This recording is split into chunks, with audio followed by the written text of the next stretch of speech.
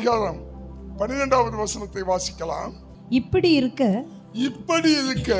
தன்னை நிற்கிறவன் என்று எண்ணுகிறவன், கவனிங்க, தன்னை நிற்கிறவன் என்று எண்ணுகிறவன் விழாதபடிக்கு எச்சரிக்கையாய் இருக்க கடவன். அன்பான தேவ பிள்ளையே, பவுல் யாருக்கு இதை எழுதுகிறார்னா சபைக்கு எழுதுகிறாரு. யாருக்கு எழுதுகிறார்னா சபையில் இருக்கிற ஜனங்களுக்கு எழுதுகிறாரு. யாருக்கு எழுதுகிறாருன்னா சபையில இருக்கிற விசுவாச பிள்ளைகளாகிய உங்களுக்கும் எனக்கும் எழுதுகிறாரு. அவர் என்ன எழுதுகிறார்னா, கிறிஸ்துவுக்குள் நிற்கிற நீ, தன்னை நிற்கிறவன் என்று எண்ணுகிறவன் எவனு விழாதபடிக்கு எச்சரிக்கையாய் இருக்க கடவன். அப்போ கிறிஸ்துவுக்குள் நிற்கிற நீ ஒருபோதும் விழாதபடிக்கு எச்சரிக்கையா இருக்கணுமா. ஹல்லேலூயா.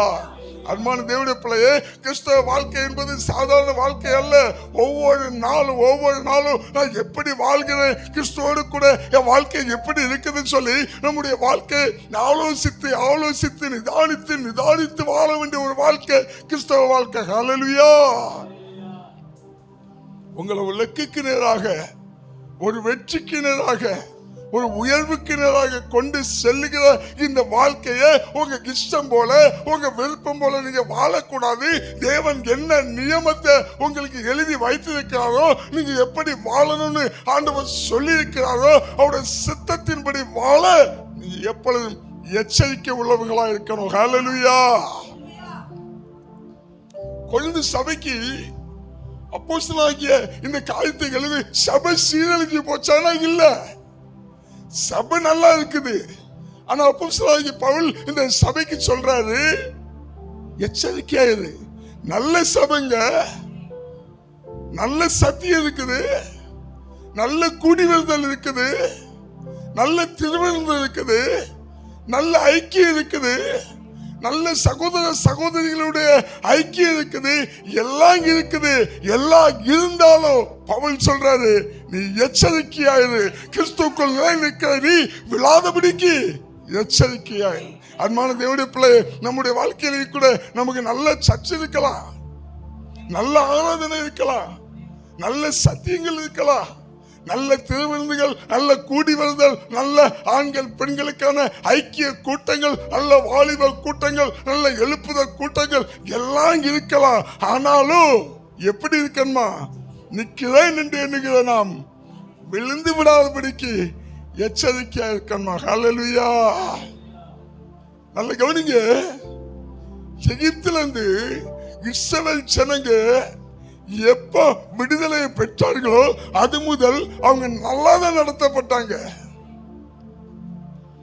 அவங்களுக்கு செங்கடல் இரண்டாய் பிளந்துச்சு, கற்பாறை நூற்றை கொடுத்துச்சு, மேக ஸ்தம்பத்தினால் ஆண்டவர் நடத்தினாரு, அக்கினி ஸ்தம்பத்தினால் நடத்தினாரு, மன்னாவை கொடுத்தாரு, கண்மலையின் தண்ணீரை கொடுத்தாரு, எல்லாம் கொடுத்தாரு.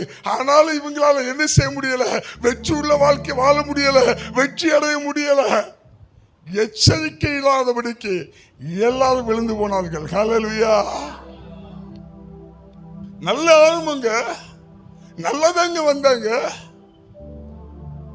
கவனிங்க, எப்பொழுதுமே ஆரம்பம் நல்லா இருக்குங்கிறதுனால முடிவு நல்லா இருக்குன்னு உத்தரவாதமே இல்லை. ஹல்லேலூயா. ஹல்லேலூயா.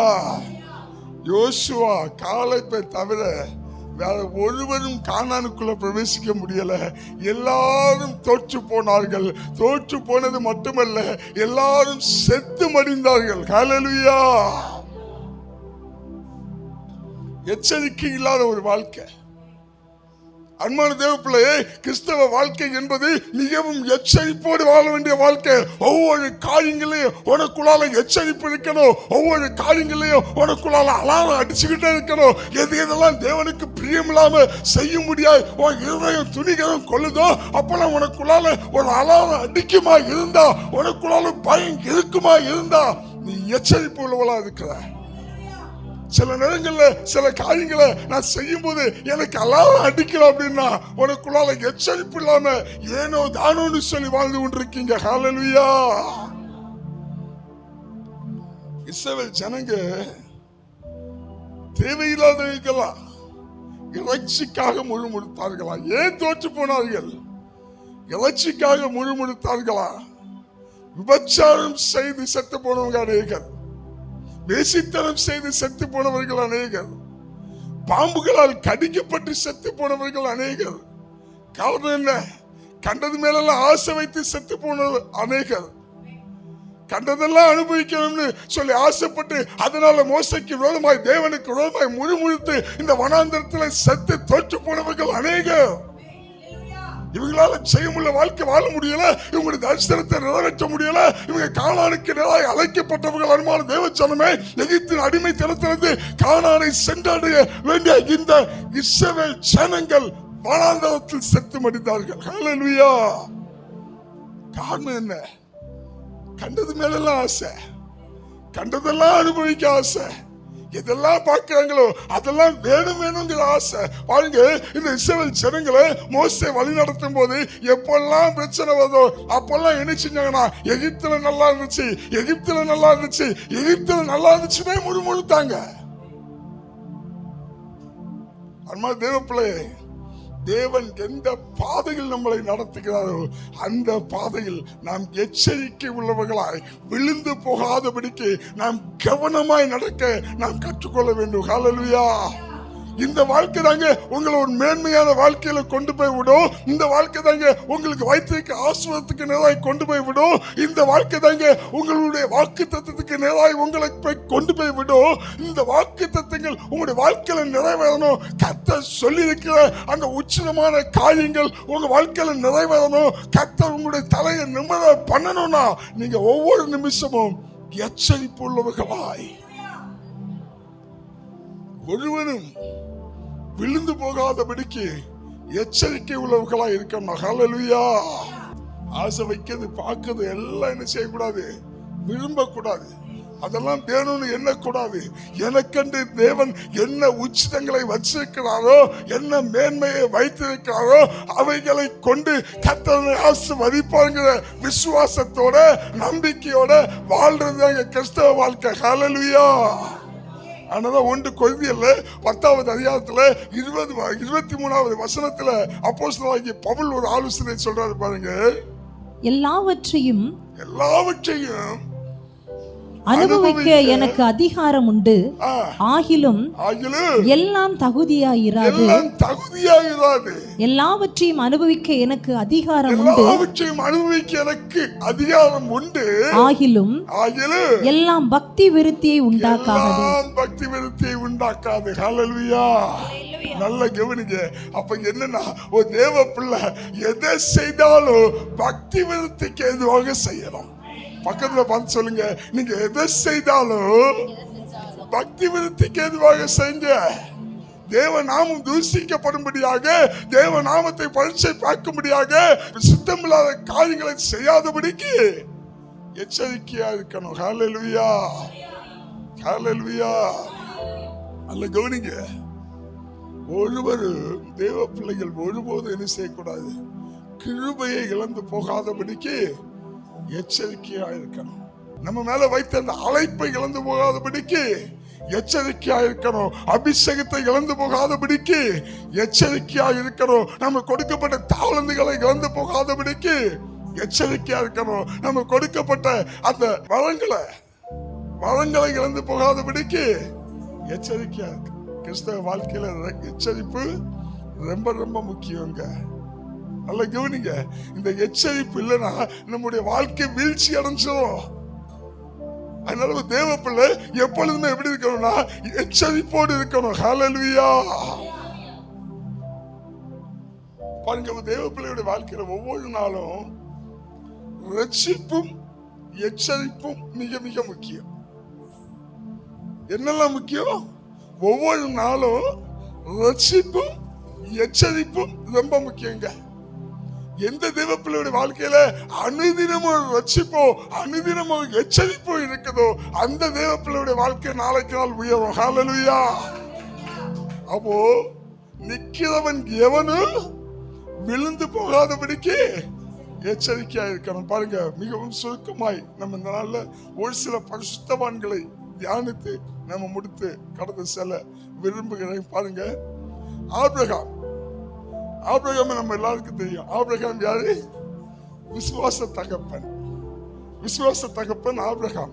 பாருங்க, இந்த விசுவாச தகப்பனாகிய ஆபிரகாம் எச்சரிப்பு இல்லாதபடிக்கு விசுவாசத்திலே விழுந்து போனான். ஹல்லேலூயா. நல்ல கவனிங்க, ஆபிரகாமுடைய பலனே என்ன? விசுவாசம். கவனிங்க, இந்த விசுவாசத்துல நடக்க வேண்டியவை, விசுவாசத்துல வாழ வேண்டியவை, விசுவாசத்துக்கு என்று அழைக்கப்பட்டவை, விசுவாசத்துக்கு பெயர் போனவை, விசுவாசத்துக்கு பலனானவை, விசுவாசத்தை இழந்தானா. ஆதியாகமம் 12வது அதிகாரத்துக்கு நேராக நாம் திருப்பிக் கொள்ளலாம்.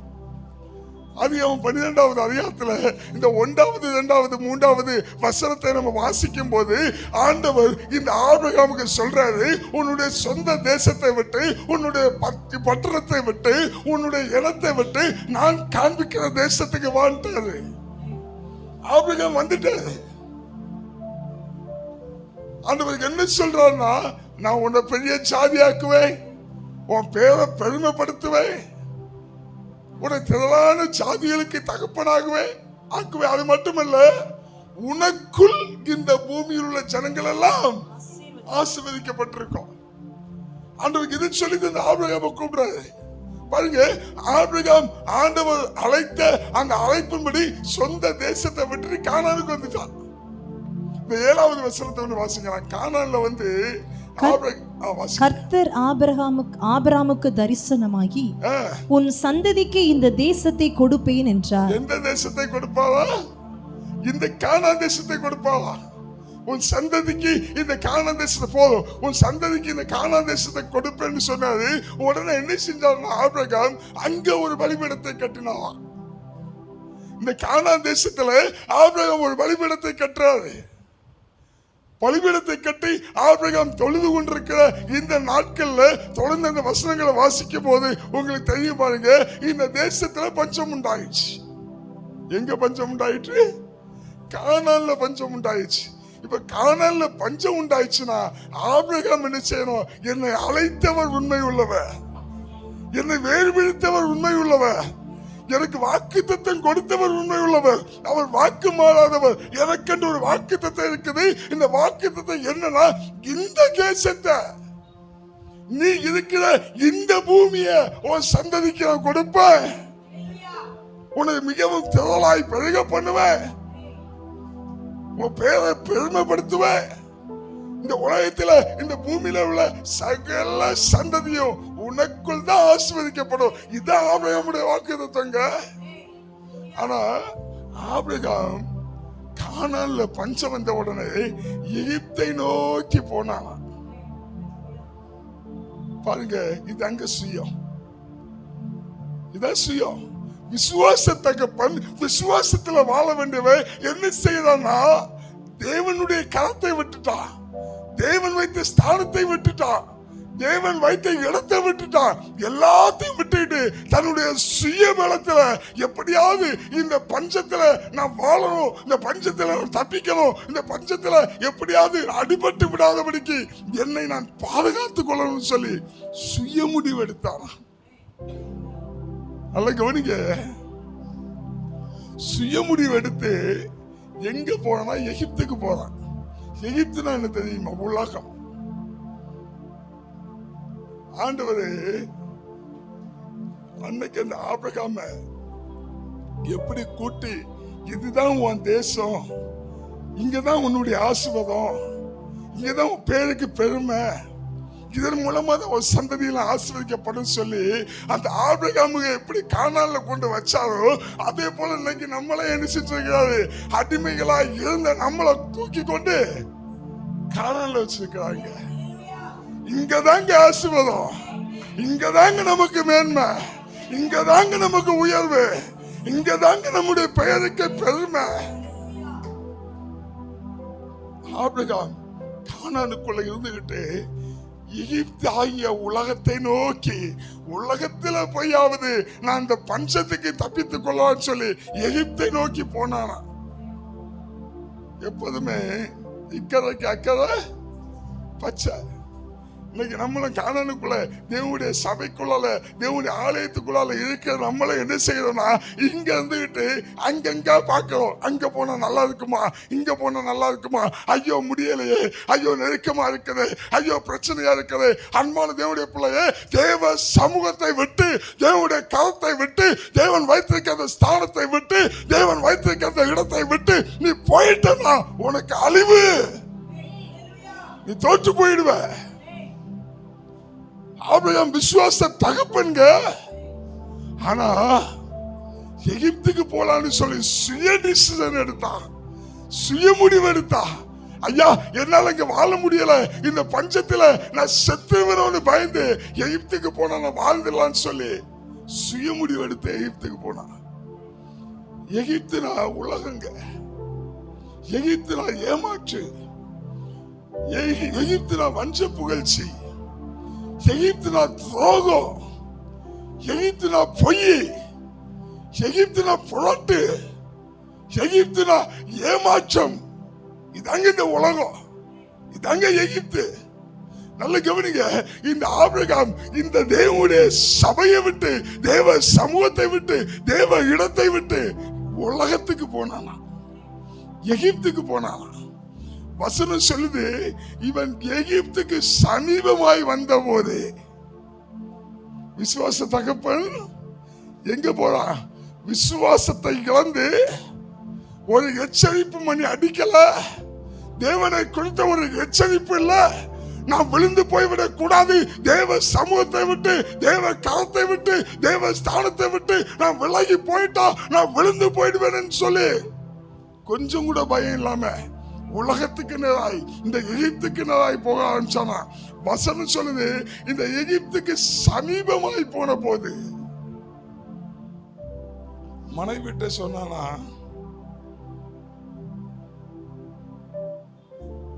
நீ என்னுடைய சகோதரி என்று சொல்லணும்னு சொன்னாங்க.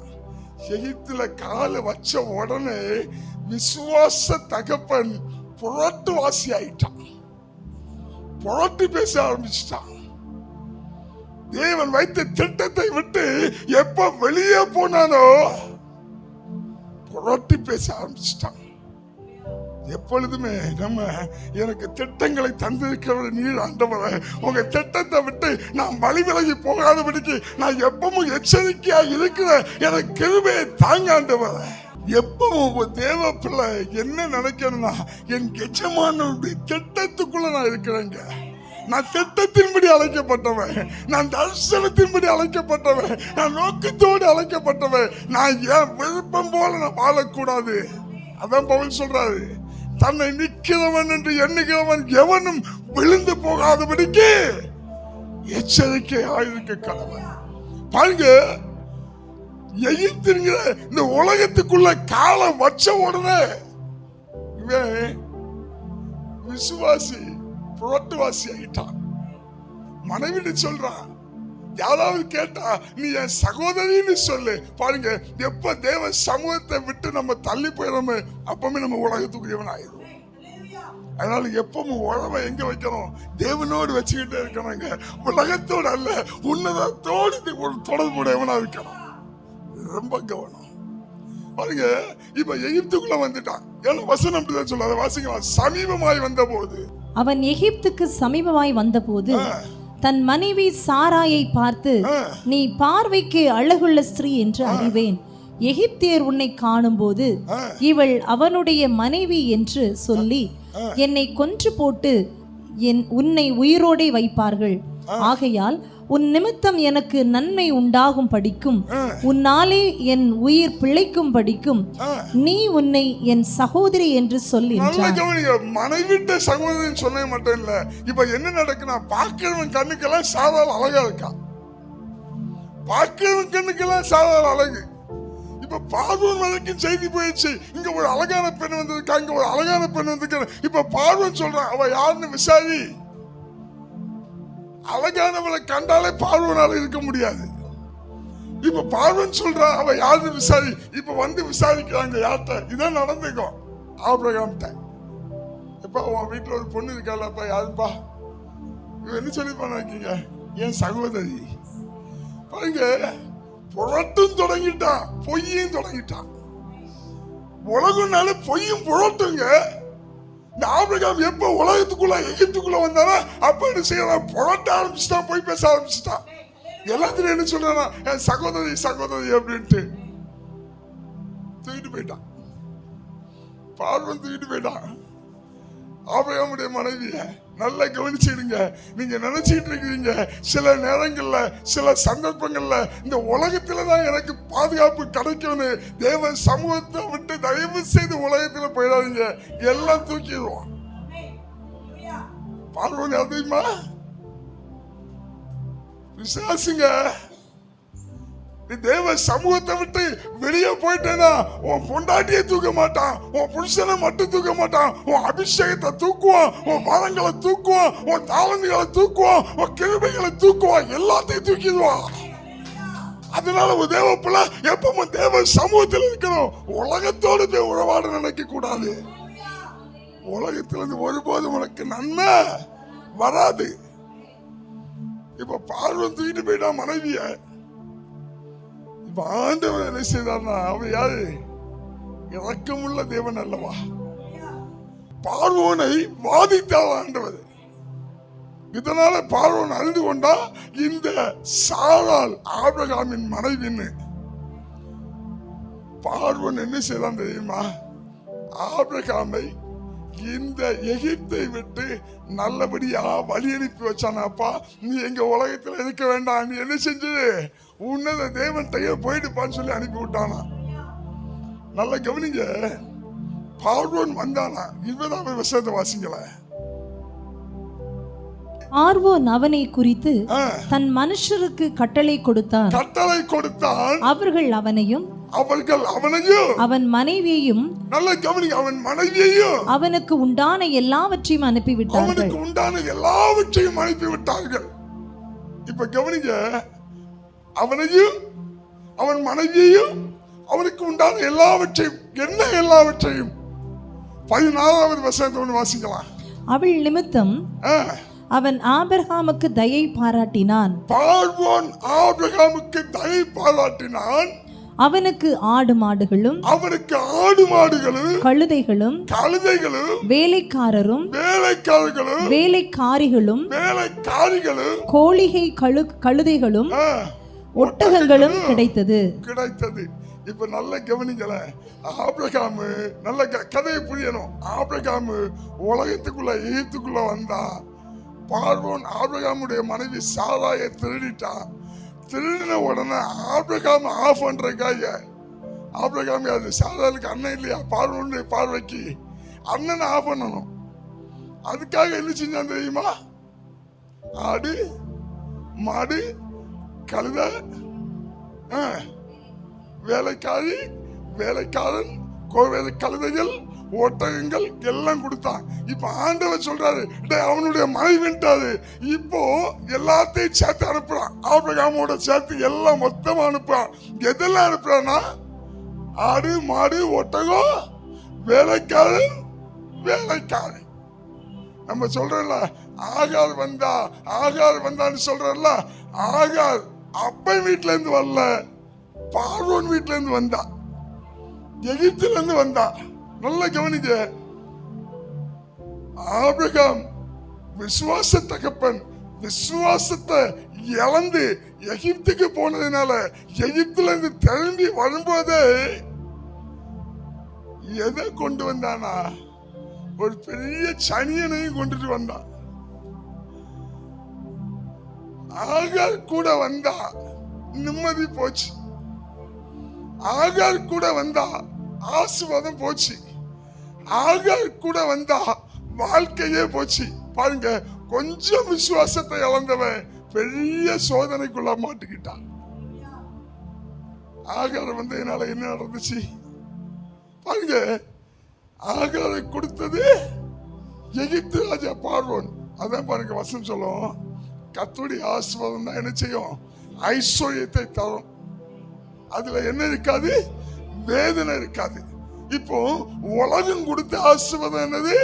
ஒட்டகம், ஆடு, மாடு, கழுத, வேலைக்காரன், வேலைக்காரி.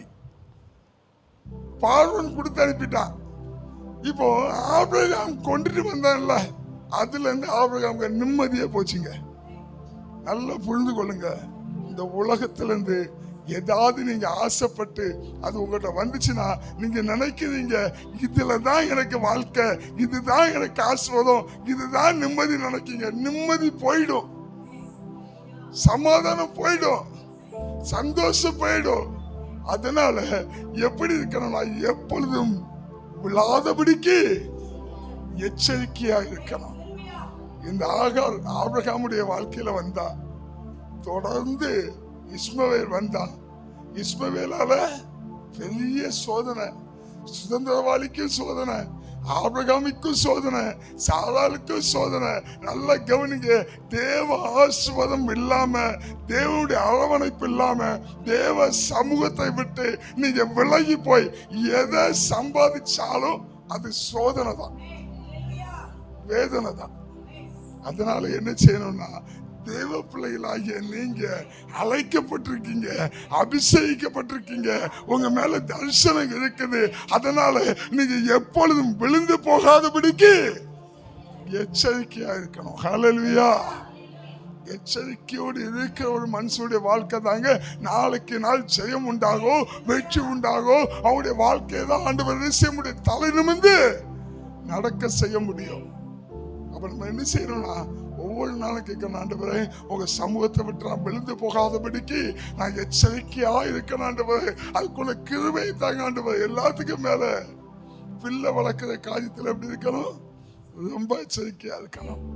ஆனா விசுவாச பிள்ளைகள் கிறிஸ்தவர்களாகிய நம்ம எப்படி செய்யணும், பிள்ளைகளை வளர்க்கிறத எச்சரிக்கையா இருக்கணும். குடும்பங்கள் கட்டப்படுகிற காரியத்துல எச்சரிக்கையா இருக்கணும். குடும்ப ஜபத்துல எச்சரிக்கையா இருக்கணும். வீட்டுல வரக்கூடிய ஒவ்வொரு காரியங்களையும் நம்ம எச்சரிக்கையா இருக்கணும். இதாங்க ஒரு கிறிஸ்தவனுடைய அடையாளம். நல்ல கவனிங்க. விசுவாச தகப்பன் எச்சரிப்பு இல்லாதனால விசுவாசத்தையே இழந்து போனான். அதனால அவனுடைய வாழ்க்கையில ஒரு பெரிய வேதனை வந்துச்சுங்க. அதே போல இந்த நாள்ல என்ன ஒரு பாத்திரமான நம்ம டைம் ஆயிடுச்சு, மிகவும் சுருக்கமாய் நம்ம தியானித்து கடந்து செல்லலாம். மோசே யாருன்னு கேட்டீங்கன்னா, ஆபிரகாம் எப்படி விசுவாசத்துல பெரிய பலசாலியோ அதே மாதிரி மோசே ஒரு மகா பெரிய பலசாலி. எதுலனா குணத்துல, சாந்த குணத்துல, நற்குணத்துல. இஸ்ரவேல் ஜனங்க எப்பெல்லாம் தப்பு செய்வாங்களோ அப்பெல்லாம் கொஞ்சம் கூட கோவப்படாம தேவ சமூகத்துல போய் முகங்குப்புற விழுந்து ஆண்டவரே இந்த ஜனங்களை மன்னிங்கன்னு சொல்லி கேட்கிறதுல மிகவும் சாந்த குணம் உள்ளவன் மோசே. அல்ல கவனிங்க. இந்த மோசே குறித்து ஆண்டவரே சொல்றாரு. என்னாகமம் 12வது அதிகாரம் 3வது வசனத்தை நீங்க வாசிக்கும் போது, மோசேயானவன் பூமியில் உள்ள சகல மனிதரிலும் பூமியில் உள்ள சகல மனிதரிலும் மிகுந்த சாந்த குணமுள்ளவனாய் இருந்தான். சாந்த குணமுள்ளவனாய் இருந்தான். ஹல்லேலூயா. இந்த மோசே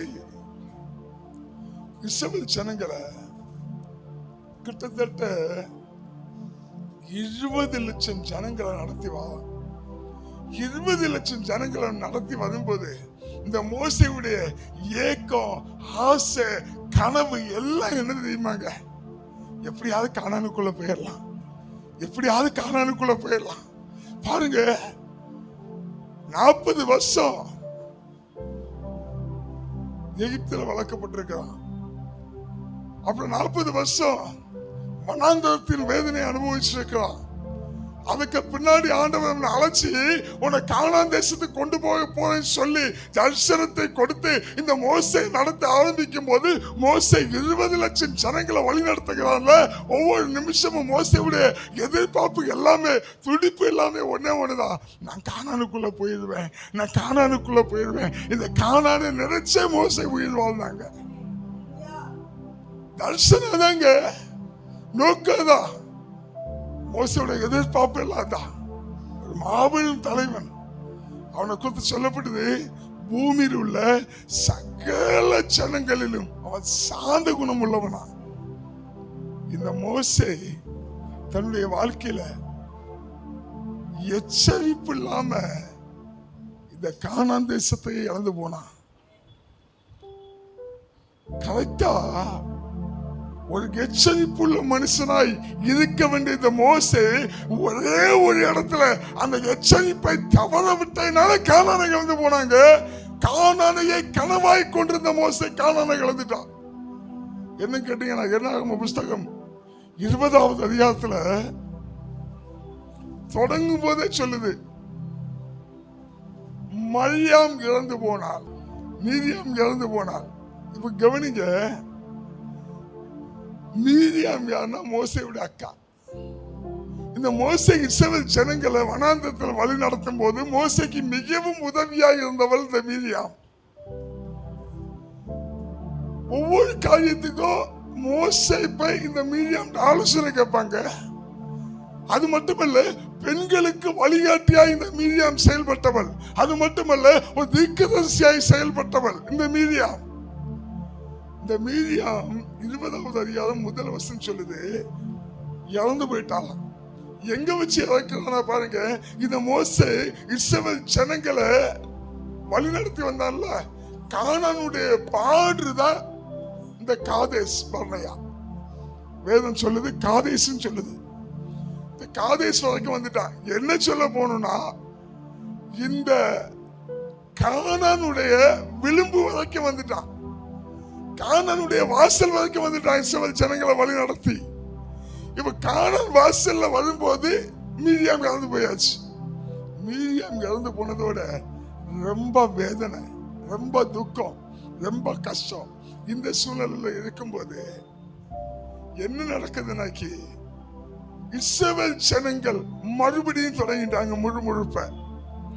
இஸ்ரவேல் ஜனங்கள் இந்த காதேசில் தண்ணி இல்லைன்னு சொல்லி இந்த மோசேக்கு விரோதமாய் முழுமுழுத்தார்களா. மோசேயை பார்த்து சொன்னாங்களா, எங்களுக்குள்ளவங்க கொண்டு வந்த எகிப்துல நல்ல தண்ணி வளம் இருந்துச்சு, தண்ணி இல்லாம ஒரு பேரிச்ச மரம் இல்ல, ஒரு செழிப்பு இல்ல, இந்த வனாந்தரத்துல கொண்டு வந்து எங்களை கொல்லவா கொண்டு வந்த அப்படின்னு சொல்லி ஜனங்க மோசைக்கு விரோதமாய் முழுமுழுத்த போது இந்த மோசே என்ன பண்றானா, எழும்பி போய் மோசையும் ஆரோனும் தேவ சமூகத்துல முகங்குப்புற விழுந்தார்கள். இந்த வசனம் நம்ம தொடர்ந்து வாசிக்கும் போதுதான் சொல்லுது. இப்போ எப்போதுமே மோசையுடைய வழக்கம் என்ன, மோசை ஜனங்க முழுமுழுப்பாங்க, மோசை முகங்குப்புற விழுவான். இதாங்க எப்போ மோசை வழிநடத்த ஆரம்பிச்சானா அப்பந்தே தான் நடக்கும். ஜனங்க முழுமுழுப்பாங்க, இவன் முகங்குப்புற விழுவான். கிட்டத்தட்ட வனாந்தரத்துல இந்த இஸ்ரவேல் ஜனங்க 10 விசை முறுமுறுத்தார்களாம். அப்ப இவங்க முறுமுறுக்கும் போதெல்லாம் இவனுடைய வேலை என்னன்னா, தேவ சமூகத்துல போய் முகங்குப்புற விழுகிற வேலை. இப்பவும் ஆரோனும் மோசையும் வந்து முகங்குப்புற விழுந்துட்டாங்க. இப்ப ஆண்டவர் சொல்றாரு, நீ இந்த கோலை எடுத்துட்டு போய் கண்மலைய பார்த்து பேசு அப்படிங்கிறாரு. இப்ப மோசே நேர எழுந்தி வந்து என்ன செஞ்சுட்டானா, கண்மலையை பார்த்து பேசாம அடிச்சுட்டான். நல்ல கவனிங்க, சாந்த குணம் உள்ளவன் நிதானத்தை இழந்துட்டான். சாந்த குணம் உள்ளவன் பொறுமையை இழந்துட்டான். கோபத்தினால, அவனுக்குள்ளால இந்த கோபத்தினால இந்த கண்மலை என்ன செஞ்சுட்டான், 2 அடி ஓங்கி அடிச்சுட்டான். அடிச்சதோட தண்ணி வந்துச்சு, ஜனங்களுக்கு தண்ணி வந்துச்சு. ஜனங்க தண்ணி குடிச்சாங்க. ஜனங்களோடு இந்த ஆடு மாடுகள்லாம் தண்ணி குடிச்சிச்சு. பாருங்க, ஊழியம் வெற்றி, ஆனா ஊழியக்காரன் தோல்வி அடைச்சிட்டான். அங்க அற்புதம் நடந்துச்சு, ஆனா மோசேயுடைய வாழ்க்கை தோத்து போச்சு. ஏன் தெரியுமாங்க, சரியான எச்சரிப்பின்படி வாழாதனால. கொஞ்சம் அந்த எச்சரிப்பை விட்டுட்டாங்க. அதனால ஆண்டவர் சொல்றாரு இந்த மோசேயை பார்த்து, நீயும் ஆரோனும் இந்த ஜனங்களை கானான் தேசத்துக்கு கொண்டு போக மாட்டீங்க. ஒரே ஒரு இடத்துல எச்சரிப்பு இல்லாம இருந்ததுனால, எச்சரிப்பை இழந்ததுனால சாந்த குணம் உள்ளவன் கோபக்காரனாய் மாறிட்டான். சாந்த குணம் உள்ளவன் நிதானத்தை இழந்துட்டான். நிதானத்தை இழந்ததுனால கானான் தேசத்தையே இழந்துட்டாங்க. நல்ல கவனிங்க, கனவு, ஆசை, எண்ணம், ஏக்கம் எல்லாமே இந்த மோசைக்கு கானான் தேசம் தாங்க. ஆண்டவர் சொல்றாரு, கானான் தேசத்துல நீ என்ன செய்ய முடியாது, பிரவேசிக்க முடியாது, நீ கானானுக்குள்ள போக முடியாது, இந்த ஜனங்களை நீ கானானுக்குள்ள கொண்டு போக மாட்டேன்ட்டாரு. இன்னைக்கு அநேகர் தான் அற்புதம் நடக்குது, அற்புதம் நடந்த உடனே நம்ம என்ன நினைச்சிட்டு இருக்கிறோம்னா நமக்கு பரலோக நிச்சயம்னு. அற்புதங்கள் நடக்கும், ஆனா நாள் வரும்போது ஆண்டவர் சொல்லுவாரு, உன்னை அறியேன்னு சொல்லுவாரு. ஹல்லேலூயா. மோசே அப்படிதான் சொன்னாரு, உன்னை அறியேன். கானான் தேசத்துக்குள்ள நீ என்ன செய்ய முடியாது, பிரவேசிக்கவே வாய்ப்பில்லை. அது மட்டும் இல்லை, பாருங்க, மோசே கானானுக்கு மேல ஆசை இல்லை. அதனால மோசே ஆண்டவர்கிட்ட கேட்பாண்டவரே, நான் மட்டும் போய் லைட்டா இந்த கானானை போய் பார்த்துக்கிட்டு வந்துடவா. கானானுக்குள்ள பிரவேசிக்க முடியாதுன்னு சொல்லிட்டீங்க, கானானுக்குள்ள இந்த ஜனங்களை கொண்டு போக முடியாதுன்னு சொல்லிட்டீங்க, ஆனா நான் போய் இந்த கானானை பார்த்துட்டு வந்து ஆண்டவரேன்னு சொல்லி கேட்பான். ஆண்டவர் சொல்லுவாரு, இதை குறித்து இனி என்னிடத்துல பேசாத. என்னங்க, இஸ்ரவேல் ஜனங்கள் ஆண்டவர் மன்னிக்கிறாரு, மோசே ஏன் மன்னிக்கிறார்? ஒரே ஒரு தப்பு தானே செஞ்சா, ஒரே ஒரு தப்பு தானே செஞ்சா. அதுக்காக கானானுக்குள்ள ஆண்டவர் போக கூடாதுன்னு சொல்லிட்டாருன்னா, பைபிள்ல ஒரு வசனம் இருக்குது, எவனிடத்தில் அதிகமாய் கொடுக்கப்படுமோ அவனிடத்தில் அதிகமாய் கேட்கப்படும். இப்ப கவனிங்க, நம்ம கரங்கள் ஆண்டவர் அதிகமாய் கொடுத்திருக்கிறார், அதிகமாய் கொடுத்திருக்கிறார். அப்ப நம்ம எப்படி இருக்கிறோம்னா, ஒவ்வொரு நாளும் இந்த கிறிஸ்தவ வாழ்க்கையை எச்சரிப்போடு வாழ ஆரம்பிக்கணும். அதான் வசனம் சொல்லுது, தன்னை நிற்கிறவன் என்று எண்ணுகிறவன் விழாதபடிக்கு எச்சரிக்கையாக இருக்க கடவன். அப்ப நல்லா கவனிங்க, இந்த கிறிஸ்தவ வாழ்க்கை ஏனோ தானு வாழ்ற வாழ்க்கை இல்ல, உலகத்து மேல இச்சை வைத்து வாழ்ற வாழ்க்கை அல்ல, உலகத்து மேல ஆசை வைத்து வாழ்ற வாழ்க்கை அல்ல, உலகத்துல பார்க்கறதெல்லாம் நான் அனுபவிக்கணும்னு வாழ்ற வாழ்க்கை அல்ல. எச்சரிப்போடு வாழணும். பக்கத்துல சொல்லுங்க, ஒவ்வொரு நிமிஷமும் எச்சரிப்பாருங்க, ஒவ்வொரு நாளும் எச்சரிப்பாருங்க. உங்களுடைய வாழ்க்கையில அனுதினமும் ரட்சிப்பும் எச்சரிப்பும் மிக மிக அவசியம்.